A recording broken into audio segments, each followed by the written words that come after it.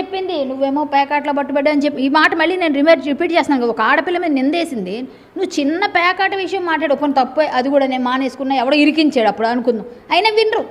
ఇది మీరు పెట్టుకోకపోతే తీసేయండి. కానీ ఆవిడ చేసిన తప్పుకి దేవుడు ఊరుకున్నాడా? వెంటనే శిక్ష వేశాడు. ఇప్పుడు అంటే నువ్వు ఇంకా పెద్దదానిలో పట్టుబడ్డావు.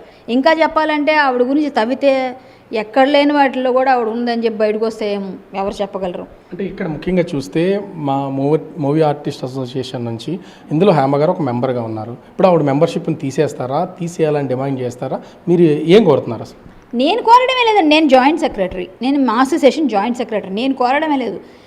విష్ణు గారు కేన్స్లో ఉన్నారు, అక్కడ ఇంటర్నేషనల్ అక్కడ ఒక అవార్డ్ ఫంక్షన్స్లో ఉన్నారు. ఆయన కేన్స్ నుంచి రాగానే అక్కడి నుంచి వచ్చిన వెంటనే ఆయన మాకు తెలిసి ఈసీ మెంబర్ పెడతారు, ఎమర్జెన్సీ ఈసీ మెంబర్స్ అందరూ కలిసి కూర్చుంటాము, మాట్లాడతాము. మా ఆఫీస్ బేరర్స్ అందరూ కూర్చొని మాట్లాడి దానిలో డిసిప్లినరీ యాక్షన్ తీసుకుంటారు. నాకు తెలిసినంతవరకు ఎంతోమందికి తీసుకుంటారు. అంటే ఈ జరిగిన సిచ్యువేషన్ బట్టి చూస్తే హమ్మగారిని సస్పెండ్ చేసే అవకాశం అయితే ఉంది రూల్స్ ప్రకారం. అసలు ఈ రూల్స్ ఏ విధంగా ఉంటాయి ఆ మూవీ ఆర్టిస్ట్ అసోసియేషన్ సంబంధించి?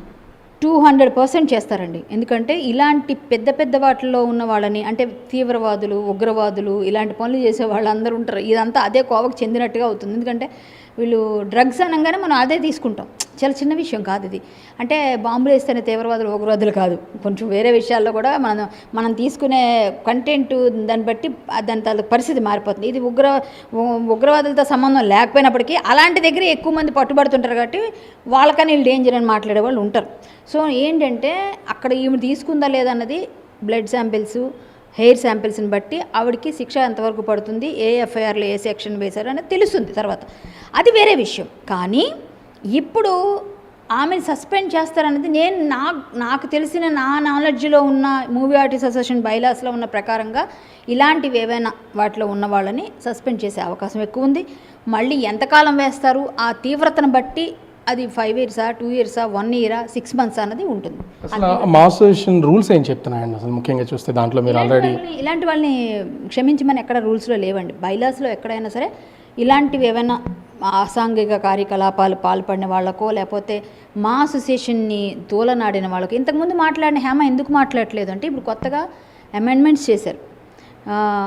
అసోసియేషన్లో ఎవరు కూడా తల్లి లాంటి మాని స్టేజ్ల మీదకి ఎక్కి టీవీల ముందుకెళ్ళి మా గురించి తప్పుగా మాట్లాడకూడదు.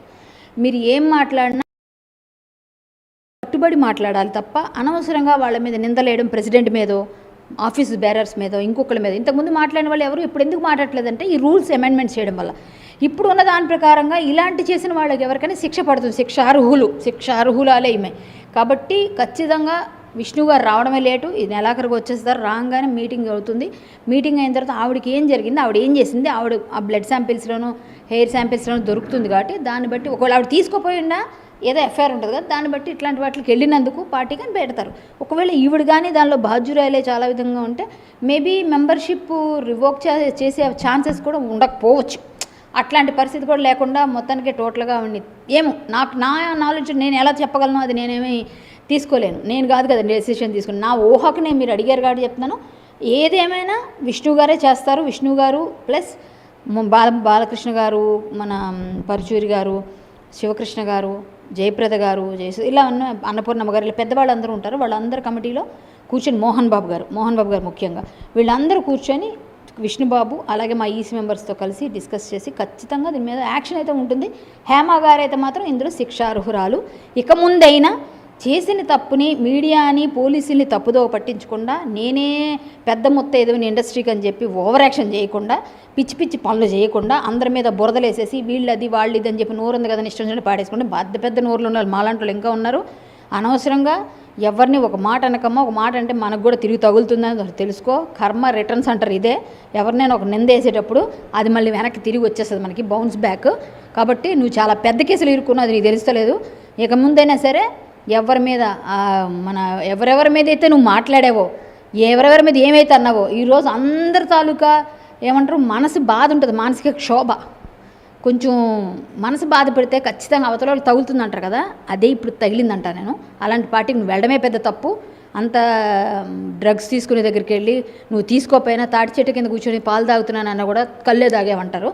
కాబట్టి పరిస్థితి అలా వచ్చింది. ఎవరిని అనుకో, ఒక ఆడపిల్లగా నేను బాధపడుతున్నాను, నీ పరిస్థితికి జాలి పడుతున్నాను.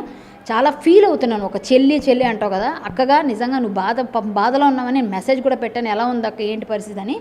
నువ్వు బాగుండాలి, సేఫ్గా మంచి రిజల్ట్ రావాలని కోరుకున్నాను. బట్ నువ్వు చేసినవి అయితే అందరికీ బాధ అనిపించింది కాబట్టి ఇలాంటి వాటిలో వెళ్ళి ఇరుక్కోవడం కరెక్ట్ కాదు. ఇప్పటికైనా కొంచెం నోరు అదుపులో పెట్టుకుంటే బాగుంటుంది. ఇంకోటి ఏంటంటే ఇవాళ ఇందాక ఏదో బిర్యానీ వండుతున్నట్టుగా ఏదో పాత పోస్టో కొత్త పోస్టో కానీ, ఒకవేళ కానీ పాత పోస్ట్ అనుకోండి, ఆ బిర్యానీ ఎలా ఉన్నట్టు డైవర్ట్ చేయడానికి పెట్టారు అంటున్నారు, బయట అంటున్నారు పాత పోస్ట్ అని. ఒకవేళ కొత్త పోస్టే కానీ అదైతే మీకు ఎంత బాధ్యత లేదో బాధ్యత రాహిత్యం కనిపిస్తుంది అక్కడ. ఇంత పెయిన్లో ఉండి ఇలాంటి పెద్ద కేసులో ఉండి నవ్వుకుంటే నేను బిర్యానీ వండుకుంటున్నాను, ఇంట్లోనే ఉన్నాను, మళ్ళీ ఇంకో డైవర్ట్ చేయడం నచ్చలేదక్క నువ్వు చేసిన పని అయితే. ఇక్కడ ముఖ్యంగా చూస్తే మూవీ ఆర్టిస్ట్ అసోసియేషన్కి సంబంధించి ఆల్రెడీ ఈసీ మెంబర్గా ఉన్నారు. మిగిలిన వాళ్ళు ఎవరన్నా, అంటే ఇప్పుడు హేమ గారి పేరు అయితే వినిపిస్తుంది, చాలామంది టాలీవుడ్కి సంబంధించినటువంటి నటీనటులు ఉన్నారని, వాళ్ళ పేర్లు ఏమన్నా ఇతర పేర్లు ఏమైనా బయటపడ్డా మీకు తెలుసు? లేదండి, నాకైతే ఎవరికి అనిపించలేదు. శ్రీకాంత్ గారు ఇంట్లోనే ఉన్నారని ఆయన చేశారు, జానీ మాస్టర్ కూడా చేశారు, ఈవిడ చేశారు. ఈవిడ ఫేక్ అని బయటకు వచ్చింది క్లియర్గా. ఎందుకంటే ఈవిడ ఈ డ్రెస్ ఒకటి నేను కూడా నమ్మలేదు ఫస్ట్.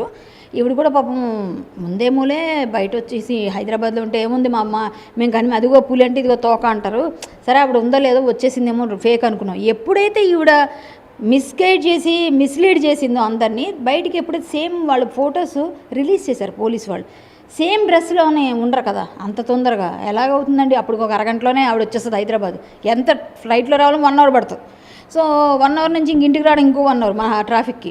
సో ఆవిడ మిస్లీడ్ చేసింది అని చెప్పి అందరికి అర్థమైపోయిన తర్వాత మాత్రం నాకు కొంచెం బాధ అనిపించింది. అయ్యో ఆడపిల్ల ఇలా ఇరుక్కుందని. మళ్ళీ ఏంటంటే ఆవిడ చేసినవి ఆవిడకి తగిలేలే, మరి ఏం చేస్తాం, అందరి తలకు ఉసురు పోసుకుంది కదా చాలా మాట్లాడి అని ఫీలింగ్ అనిపించింది. కానీ ఒకటి, ఆవిడ సారీ చెప్పాలి ఫస్ట్ మీడియాకి, పోలీసులకి. అది చేయాల్సిన పని. నేనేదో వచ్చానండి, నన్ను పిలిచారు, ఇన్వైట్ చేస్తే ఆర్టిస్టులం కదా అని అదేదో చెప్పకుండా ఇలా చేయడం వల్ల మాత్రం ఆవిడ ఇరుక్కుందని అనుకుంటా. మీరు ఇంకేదో ఇప్పుడు ఏమి అడిగారు అంటే ఇండస్ట్రీ తరపున ఇంకా ఎవరు అన్నది నాకు తెలిసి క్లారిటీ లేదండి. నేను ఈసీ మెంబర్ కాదు, జాయింట్ సెక్రటరీ నేను, అందుకనే మా అసోసియేషన్ గురించి నేను అంత అథెంటికేటెడ్ మాట్లాడుతున్నా కూడా. చెప్పండి. ఇంకొకటి చూస్తే ముఖ్యంగా ఈ రేవ్ పార్టీలు కానీ డ్రగ్స్ కానీ పాల్గొంటున్నటువంటి వాళ్ళు చాలామంది ఉన్నారు, ముఖ్యంగా సెలబ్రిటీస్. అందులోనూ తెలుగు ఇండస్ట్రీ అయితే అంతర్జాతీయ ఖ్యాతి అయితే ఉన్నటువంటి పొజిషన్. అసలు ఇట్లాంటి వాళ్ళని ఎలాంటి శిక్ష వేయాలంటారు? అటు మూవీ ఆర్టిస్ట్ అసోసియేషన్ కావచ్చు, ఇతర శిక్షలు కానీ, అంటే ఏం చెప్తారు మీరు దీని గురించి? అంటే ఆడైనా మగైనా శిక్ష వేయాలండి ఎవరైనా. తప్పుడు అంటే ఈ డ్రగ్స్ అనేది అది పిల్లల భావితరాలని చెడగొట్టేవి ఇవన్నీ పార్టీలు. రేవు పార్టీలు ఏంటండి, రేవు పెట్టకుండా మంచి కర్ర పట్టుకొని మంచి రేవు పెడితే బాగుంటుంది. రేవు పార్టీలు అంటే విడతనం పెరిగిపోయి పిచ్చిగా డ్రగ్స్ వేసేసి 300-400 మంది 100 మంది అంటే వీడి డబ్బులు కట్టాలంటే వీడంతా డబ్బులు దండుకుంటుంటే 50-60 లక్షలు ఆ పార్టీ అంటది. ఎందుకండి? చక్కగా నువ్వు అంత ఎంజాయ్ చేయాలనిపించింది, నీకు అంత అలవాటు ఉంది, ఏదో ఉంది, చక్కగా అమ్మా నాన్నతో బయటికి వెళ్ళి సరదాగా ఒక రెస్టారెంట్లో కూర్చొని తినేసి మంచిగా ఏదన్నా మంచిగా ఎంజాయ్ చేయొచ్చు. లేదంటే కులుమనాలో కొడైకెనాల్లో వెళ్ళి 4 రోజులు చక్కగా హ్యాపీగా ఫ్యామిలీని తీసుకొని తిరిగితే డబ్బులు ఈ డబ్బులని తాగేసి ఊగేసి ఫుల్ మత్తులో జోగిపోయి ఒకరికొకరు పొడి చేసుకొని తిట్టేసుకొని కొట్టేసుకొని ఏం పార్టీలు అండి ఇవన్నీ? కల్చర్ని మొత్తం నాశనం చేసి పాడదొబ్బుతున్నారు మొత్తం అంతాను. ఇంకా చెప్పాలంటే ఇండస్ట్రీకే ప్రతిదీ ఆపాదిస్తారు. మా కర్మగాలి ఎలాంటి వాళ్ళు కొంతమంది దొరుకుతారు కాబట్టి, కర్మకాలి ప్రతి దగ్గర ఎవరో ఒకరు ఇండస్ట్రీ వాళ్ళు దొరుకుతారు కాబట్టి ఒక్కళ్ళు చేస్తే మొత్తం ఇండస్ట్రీ వాళ్ళే ఇండస్ట్రీ మొత్తం అందరినీ వేస్తారు. ఇప్పుడు నిజంగా తాగని వాళ్ళు నాలాంటి వాళ్ళు ఉంటారు, అసలు అలవాటే లేదు మాకు ఎవరికి. కానీ చూస్తే క్యారెక్టర్స్ చేస్తే వీళ్ళు తాగుబోతులే, వీళ్ళు తిరిగిపోతులే, ఎందుకంటే క్యారెక్టర్స్ చేస్తున్నాం కదా, దానివల్ల ముద్ర వేసేస్తారు. సినిమా ఇండస్ట్రీ అంటే ఒక ముద్ర. మేము ఎన్ని మంచి పనులు చేస్తున్నాం, ఎంత మంచిగా ఉన్నాము, ఏ విధంగా ఉన్నాము, ఎలా ఉన్నామని ఎవరికి అవసరం లేదు. ఒక్కళ్ళు చేస్తే మొత్తం అందరికి ఆపాదిస్తారు. అలాగే ఇప్పుడు ఇండస్ట్రీకి అందరికీ పేరు తెచ్చేసి ఎవరున్నారో అందులో తెలియదు. కానీ ఈమె దొరికింది, ఇంకెవరో చిన్న లేడీ ఆర్టిస్టులు ఎవరో కనిపిస్తున్నారు. శ్రీకాంత్ గారు కాదని ఖండించారు. నెక్స్ట్ ఆయన ఎవరో జానీ మాస్టర్ కూడా ఖండించారు. సో వీళ్ళు 3 పేర్లు ప్రముఖంగా వినిపించాయి. వీళ్ళు 3లో ఒక ఆమె ఉంది అక్కడ, మిగిలిన 2 లేరంటున్నారు. మరి వేచి చూడాలి. ఖచ్చితంగా లేరని నేను ఐ హోప్ సో, ఎందుకంటే వాళ్ళు ఉండకపోవచ్చు, ఉంటే అంత గట్టిగా మాట్లాడలేరు. ఈమె అయితే మాత్రం ఖచ్చితంగా బుక్ అయిపోయిందండి. ఆవిడ నోరు, తన కోపము, తన శత్రువులాగా తన వాయిస్, తన వెకిలి చేష్టలు, తన మాటలన్నీ కలిపి తన పంపుతుంది. జాలేస్తుంది నాకైతే పాపం. అయ్యో హేమక్క ఇలా అయిపోయింది ఏంటా అని జాలేస్తుంది. అందరి మీద నాకు సిస్టర్ లాంటిది, నాకు పాపం ఒక ఆడపిల్ల మంచిగా ఉండాలని కోరుకుంటున్నాను. ఆవిడ ఇలాగే మాట్లాడింది నా కోసం. పాపం ఒక ఆడపిల్ల మంచిగా ఉండాలి, నేను సేమే కోరుకుంటున్నాను, నీ మంచిగా కోరుతున్నానమ్మా, మంచిగా ఉండాలి, నీ గురించి ఏ విధమైన ఇది రాకూడదని, నీకు అందులో నా టెస్ట్లో నీ దగ్గర ఏం బయటకు రాకూడదు, నువ్వు తీసుకున్నావు అని చెప్పకూడదని నేను కోరుకుంటున్నాను. నాకు తెలిసిన నా రాముని నేను కోరుకుంటున్నా. మీకు మంచి జరగాలి. మీకేమైనా శిక్ష పడేది అసోసియేషన్ తరపున ఏమైనా పడితే అది పెద్దవాళ్ళు చూసుకుంటారు. నా అనాలిసిస్ ప్రకారంగా నేను చెప్పగలిగాను ఏముంటుందని. మేబీ అందరితో పాటుగా ఎవరిని చేసినా ఎవరైనా ఒకటే, rule is rule, rule for all. కాబట్టి ఆవిడని సస్పెండ్ అయితే కన్ఫామ్గా చేస్తారు, అది నేను చెప్పగలను బల్ల గుద్ది నొక్కి ఒక్క నుంచి. మొత్తానికి చూడొచ్చు, తెలుగు మూవీ ఆర్టిస్ట్ అసోసియేషన్ నుంచి హేమ గారి మీద ఖచ్చితంగా వేటుపడుద్ది. అధ్యక్షుడు మంచు విష్ణు వచ్చిన తర్వాత దీని మీద చర్యలు తీసుకునే అవకాశం అయితే ఉంటుంది. కానీ ఆ తెలుగు ఇండస్ట్రీకి సంబంధించి ఒకరిద్దరు దొరికినా కూడా మొత్తం ఇండస్ట్రీ మొత్తానికి ఈ డ్రగ్స్ కానీ ఇతర రేవ్ పార్టీ లాంటి వాటిని ఆపాదించి ఆ ఇండస్ట్రీ పరువు పోయేలాగా చేస్తున్నారు. ఖచ్చితంగా హేమ తన నోటి నుంచి వచ్చిన ఒక్కొక్క మాట, ఒక్కొక్క విమర్శ చేసినటువంటి వ్యాఖ్యలే తిరిగి తనకి కొట్టాయి తప్ప వేరే ఉద్దేశం ఏమీ కాదు. ఇది ఆమె ఎట్లాంటి ఇబ్బందికర వాతావరణం లేకుండా తన బాడీలో ఏ విధమైనటువంటి డ్రగ్స్ శాంపుల్స్ దొరకకుండా బయటపడాలని నేను కూడా కోరుకుంటున్నానని కరాటి కళ్యాణి గారు చెప్తున్నటువంటి పరిస్థితి.